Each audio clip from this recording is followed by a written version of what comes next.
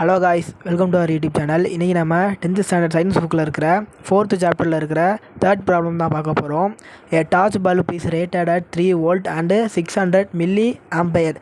ஒரு டார்ச் பல்போட வோல்டேஜ் மதிப்பீடுங்கிறது 3 வோல்ட்டு கொடுத்துட்டாங்க.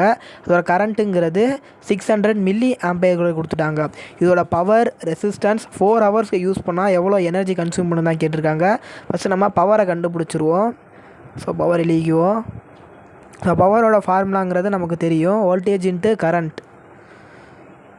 ஸோ வோல்டேஜ் எவ்வளோ கொடுத்துருந்தாங்க 3 இன்ட்டு கரண்ட் எவ்வளோ கொடுத்துருந்தாங்க 600 மில்லி ஆம்பையர். ஸோ மில்லி ஆம்பையர்னால் 10 to the power of -3ன்னு வரும். So equal to 3 into 600 milli ஆம்பையர்னால் 10 to the power of -3. So 3ஐயும் 600ஐயும் மல்டிப்ளை பண்ணால் நமக்கு 1800ங்கிறது கிடைக்கும். Into 10 to the power of -3. So 3 point நம்ம பின்னாடி தள்ளி வச்சோன்னா நமக்கு 1.8ன்னு கிடைக்கும். ஸோ ஈக்குவல் டு 1.8 வாட்ஸ்ன்னு கிடைக்கும். அடுத்து ரெசிஸ்டன்ஸ் கண்டுபிடிக்க சொல்லியிருந்தாங்க. ஸோ V ஈக்குவல் டு IRங்கிறது ஃபார்முலா.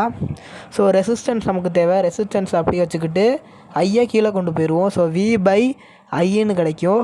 வோல்டேஜ் எவ்வளோ கொடுத்துருந்தாங்க 3 டிவைடட் பை கரண்ட் எவ்வளோ கொடுத்துருந்தாங்க 600 milli ampere. So into 10 to the power of -3. இந்த 10 to the power of -3 நம்ம மேலே கொண்டு போயிட்டோன்னா +3 ஆயிரும். 3 into 10 to the power of +3ன்னு கிடைக்கும் டிவைடட் பை 600.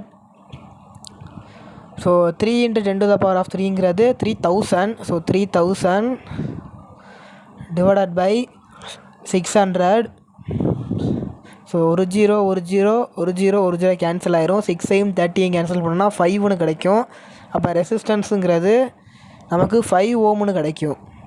ஸோ அடுத்து 4 ஹவர்ஸுக்கு யூஸ் ஆயிருந்தால் எவ்வளோ எனர்ஜி கன்சியூம் பண்ணி கேட்டிருந்தாங்க. எனர்ஜியோட ஃபார்முலா பவர் இன்ட்டு